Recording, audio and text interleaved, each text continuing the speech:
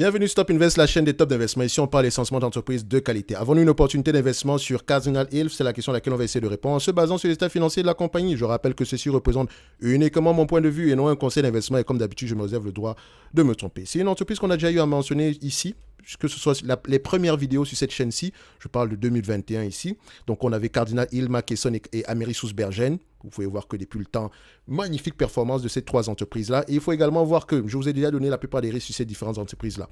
OK, donc je ne vais pas revenir dessus. Là, je vais parler d'évaluation directement. OK, pour Cardinal Health ici, ne vous inquiétez pas par rapport aux marges. Hein. C'est le business model de cette compagnie-ci. C'est essentiellement de la logistique. Donc, on ne s'attend pas à avoir des marges de 10, 15, 20, 30%. Non. C'est également le fait qu'elle ait des marges très peu élevées. C'est également, ça montre également que c'est une entreprise où ce serait difficile de faire compétition à ce genre de business-là parce qu'il n'y a pas énormément de marge, donc il n'y aura pas de place pour une guerre des prix.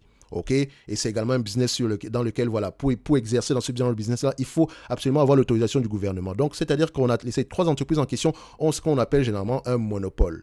Non, c'est exactement ça. Oui, c'est un monopole. Trois entreprises. Enfin, au monopole, on va se dire ici, c'est un oligopole en question parce que voilà, c'est plus de deux ici, donc c'est correct. Donc, on va le dire comme ça. En termes d'évaluation, qu'est-ce que ça donne? C'est un business qui a été sous-évalué pendant très très longtemps avec la crise des opioïdes, etc. Mais revient à peu près, commence à se relever. Ok, c'est également un business qui peut être très lié à Walgreens et à CVS. Allez regarder allez regarder ici entre les deux parce que ça peut être l'un des plus gros clients. Regardez les plus gros clients de cette compagnie-ci.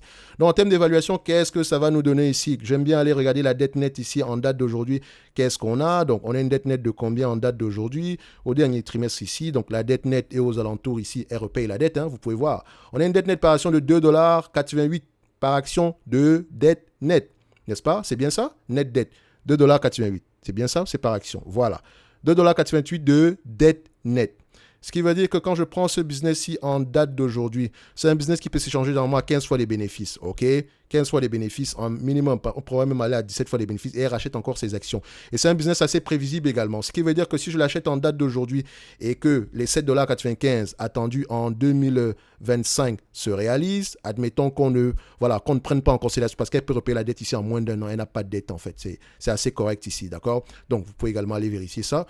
On a ici à peu près un 8% de rendement potentiel. Donc ce qui me permet de dire qu'en date d'aujourd'hui, ça ne serait pas si con que ça d'acheter cette compagnie-ci. Évidemment, elle paye un dividende ici de 2,10%. Il y a de fortes chances que ce dividende-là continue à être croissant. Elle rachète également ses actions ici. C'est également une compagnie assez mature, donc on ne s'attendrait pas ici à des revenus de plus en plus élevés, etc.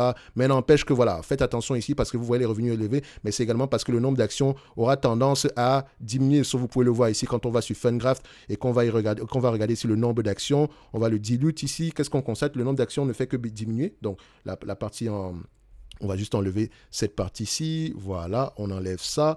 OK. Donc, le nombre d'actions ici diminue. OK. Ça a un impact justement sur également sur la valeur, sur le bénéfice net par action. Donc, ne l'oubliez jamais, je le rappelle encore à chaque fois quand j'utilise Fastgraph. Donc, en date d'aujourd'hui, pour moi, je pense que cette compagnie-ci est encore sous-évaluée en date d'aujourd'hui et offre encore des belles perspectives d'avenir derrière. Et comme je vous l'ai dit ici, regardez ses plus gros clients, OK, parce que ça peut également être un élément négatif ici. Comment est-ce qu'on le fait? Simple. Je viens sur le rapport financier ici, About Us. Qu'est-ce que je vais aller regarder ici? Parce que c'est une question que vous devez toujours vous poser. Est-ce que notre base de clients ici est assez diversifiée? C'est très important parce que si on a une base de clients concentrée, c'est-à-dire que non seulement ils peuvent avoir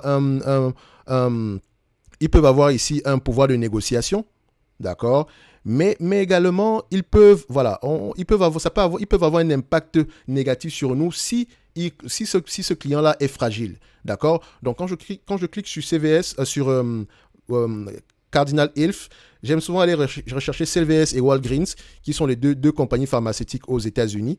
Enfin, pas pharmaceutiques, deux compagnies ici oui, c'est ça, c'est des pharmacies, des chaînes de pharmacies aux États-Unis. Ne vous inquiétez pas, ce ne sont pas les seuls. Hein. Il y a également Walgreens, il y a également...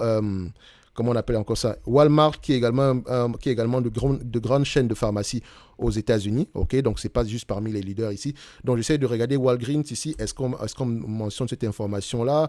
Alors c'est bizarre ça parce que je sais que Cardinal Health ici, par rapport à ses customers, on a les gros clients de cette compagnie-ci. Je sais qu'on les avait marqués quelque part ici. Donc, vous pouvez toujours aller vérifier ça de toutes les façons. Rechercher ces plus gros clients ici, voilà, voir s'ils sont concentrés ou pas, histoire de vous dire, histoire d'avoir un avis, un tout petit, histoire d'avoir un avis par rapport à la croissance de cette compagnie-ci. Vous avez vu, j'ai tapé CVS, je n'ai pas trouvé. On constate ici que ils ont une entente avec CVS jusqu'en 2027. Et je pense également que CVS a à peu près une grosse participation dans cette compagnie-ci. CVS représente à peu près 49% des revenus de cette compagnie. Donc, c'est-à-dire que cette compagnie est très liée à CVS. Si CVS est fragile, Cardinal Health va également être fragilisé. Donc, vous voyez que ils ont cette relation de dépendance est tout simplement énorme. Pourquoi est-ce que CVS ne rachète donc pas globalement Cardinal Health? Ça peut également être une stratégie parce que le business de Cardinal Health ici est un peu différent de CVS qui est verticalement intégré ici. Moi, j'aime bien CVS, j'adore CVS. Et ne comparez pas CVS à Walgreens. En tout cas, en date d'aujourd'hui, je pense que nous avons toujours une opportunité d'investissement sur Cardinal Health. OK? Idéalement, c'est un business ici. Voilà. Si ici s'échange ici, sans prendre en considération ici la dette, de toute façon, la dette ici, elle peut repayer la dette, elle peut se négocier ici à 15 fois les bénéfices. C'est un business qui pourrait s'échanger aux alentours de $120. OK? Et elle n'a pas encore acheté les actions. Et à $120, ce n'est que 6% de rendement. OK? Donc, faites attention. Donc, c'est-à-dire qu'elle peut racheter les actions, elle peut continuer à croître, le revenu peut continuer à croître ici. Donc, faites attention, ça peut être assez intéressant dans le futur. En tout cas, pour ceux qui sont sur CVS ou bien pour ceux qui sont sur Cardinal Health, McKesson, Amélie-Sousbergen, je pense actuellement, ça se passe plutôt bien pour vous. Bon, si vous avez des actions de ces compagnies-là, d'accord, gardez-les. D'accord? Gardez-les. OK? Surtout si vous les avez achetés dans cette zone-ci. Et s'il vous plaît, c'est pas comme si ici l'entreprise était surévaluée. Non, elle était sous-évaluée, sauf qu'elle avait un problème lié à des procès, etc. Et c'est terminé maintenant. OK? Elle a été condamnée, etc. Ils vont payer sur une dizaine, une vingtaine d'années, 1 milliard ou 2 milliards, je sais pas combien c'était là-bas. Dans tous les cas de figure, ici, vous constatez que après ça, le Covid est passé par là. Maintenant, l'action se reprend. Bref, sous-évalué, d'accord? Ce n'est que mon avis et non un conseil d'investissement. C'est une très belle entreprise à avoir en portefeuille. Comme je l'ai mentionné, ceux qui vont se limiter aux marges ici, sachez que c'est son business model. Les marges peu élevées comme ça, c'est également un avantage concurrentiel parce qu'il ne peut pas avoir une guerre de prix quelque part. OK? Donc, l'entreprise, le secteur d'activité n'a pas d'incitation ici à faire une guerre sur les prix. Non, on va faire tout pour maintenir les marges ici. Donc, évidemment, ça demande énormément ici d'exécution. L'exécution doit être parfaite. OK? Vous pourrez également voir qu'il y a un risque ici parce qu'elle est très liée à CVS. Dans tous les cas de figure, Cardinal Health, c'est une entreprise qu'on aime bien au prix actuel. OK? Le dividende ici, il est safe, il y aura de fortes chances qu'il continue à croître dans le futur.